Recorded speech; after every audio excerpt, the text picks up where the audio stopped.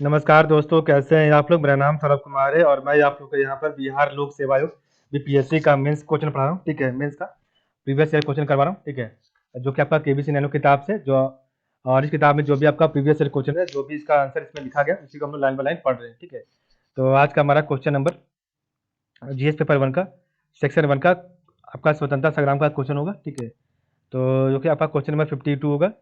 तो इस निष्कर्ष का निवारण कठिन है कि तो इस निष्कर्ष का निवारण कठिन है कि 1857 का तथाकथित प्रथम राष्ट्रीय संग्राम न तो प्रथम था, न राष्ट्रीय और न स्वतंत्रता संग्राम ही। इसकी समीक्षा करें। ठीक है, और ये क्वेश्चन आपका 41वीं बीपीएससी 1997 में पूछा गया था। ठीक है, आपका 51वां जो है क्वेश्चन नंबर, इसका आंसर जो 45 नंबर क्वेश्चन में दिया गया है। ठीक है, तो आप लोग इसको पढ़ लीजिएगा। तो आज हम क्वेश्चन नंबर करेंगे 27, जो कि आपका स्वतंत्रता संग्राम का होगा। आपका जो है जीएस पेपर 1 का ठीक है, सेक्शन 1 का क्वेश्चन नंबर 52 होगा। ठीक है, तो इस निष्कर्ष का निवारण कठिन है कि 1857 का तथाकथित प्रथम राष्ट्रीय संग्राम न तो प्रथम है, न राष्ट्रीय और न स्वतंत्रता संग्राम ही। इसकी समीक्षा करें। ठीक है, तो 1857 का विद्रोह। तो 1857 का विद्रोह अंग्रेजों के खिलाफ भारतीयों के आंदोलन विद्रोह का एक महत्वपूर्ण मोड़ था, जिसके बाद काफ़ी कुछ परिवर्तित हुआ। और 1757, तो 1757 के बाद से क्षेत्रीय या जातीय स्तर पर विदेशी प्रभुत्व का विरोध होता रहा। ठीक है, और जैसे पूर्वी भारत एवं बंगाल, तो जैसे पूर्वी भारत एवं बंगाल में सन्यासियों, कोलो, संथाल एवं अहोमों का विद्रोह। ठीक है, पश्चिमी भारत में भीलों का विद्रोह, कच्छ का विद्रोह, पगेरों एवं ब्राह्मोसियों का विद्रोह। दक्षिण भारत में विजयनगर के राजा एवं त्रावणकोर के दीवान वेलुथम्पी का विद्रोह। ठीक है, तो 1757 के बाद, तो 1757 के बाद से क्षेत्रीय या जातीय स्तर पर विदेशी प्रभुत्व का विरोध होता रहा। जैसे पूर्वी भारत में बंगाल में सन्यासियों, कोलो, संथालों एवं अहोमों का विद्रोह। पश्चिमी भारत में भीलों का विद्रोह, कच्छ का विद्रोह, बघेरो बघेरों एवं रामवंशियों का विद्रोह। दक्षिण भारत में विजयनगर के राजा एवं त्रावणकोर के दीवान वेलुथम्पी का विद्रोह। ठीक है, तो मुसलमानों ने भी वहाबी आंदोलन के माध्यम से तो मुसलमानों ने भी वहाबी आंदोलन के माध्यम से विद्रोह किया। तो छोटे मोटे की सैनिक विद्रोह भी होते रहे। ठीक है, लेकिन 1857 का विद्रोह, 1857 का विद्रोह इन विद्रोहों से अलग एवं व्यापक प्रभाव वाला था, इसलिए इसे अपने तरह का पहला आंदोलन कहा जा सकता है। ठीक है,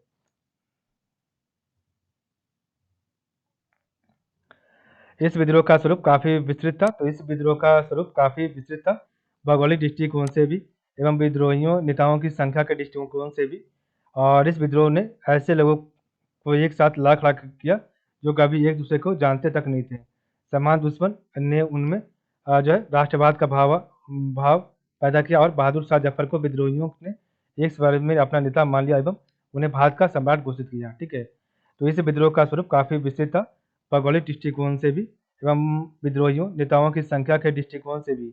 और इस विद्रोह ने ऐसे लोगों को एक साथ लाख लाख किया जो कभी एक दूसरे को जानते तक नहीं थे।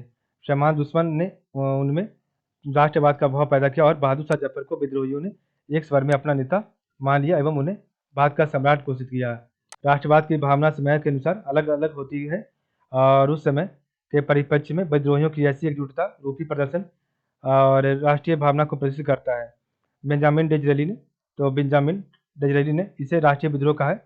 और अशोक मेहता ने भी अपनी पुस्तक द ग्रेट रिबेलियन में सिद्ध करने का प्रयास किया कि 1857 का विद्रोह स्वरूप राष्ट्रीय था। ठीक है,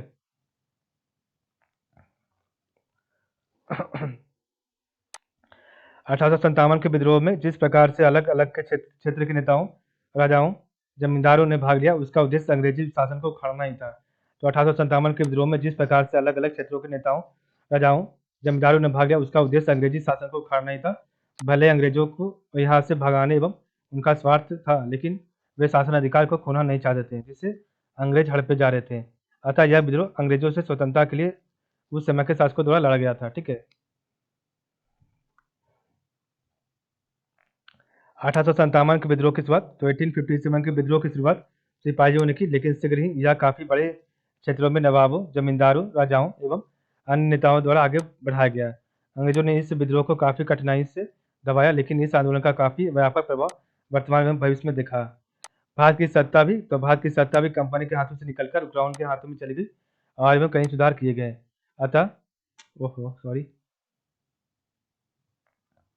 अतः प्रख्यात इतिहासकार आरजी मजूमदार द्वारा कहा गया यह कथन कि तथा कथित 1857 का राष्ट्रीय स्वतंत्रता का प्रथम संग्राम न तो यह प्रथम न राष्ट्रीय न स्वतंत्रता संग्राम था पूर्णतः सत्य प्रतीत नहीं होता है। ठीक है, इस क्वेश्चन को आंसर करने का जो आपका इंपॉर्टेंट पॉइंट है उसको ये है, तो तथा कथित 1857 का राष्ट्रीय स्वतंत्रता संग्राम न तो यह प्रथम न राष्ट्रीय और न ही स्वतंत्रता संग्राम था, इसका कहा है आरसी मजूमदार ने।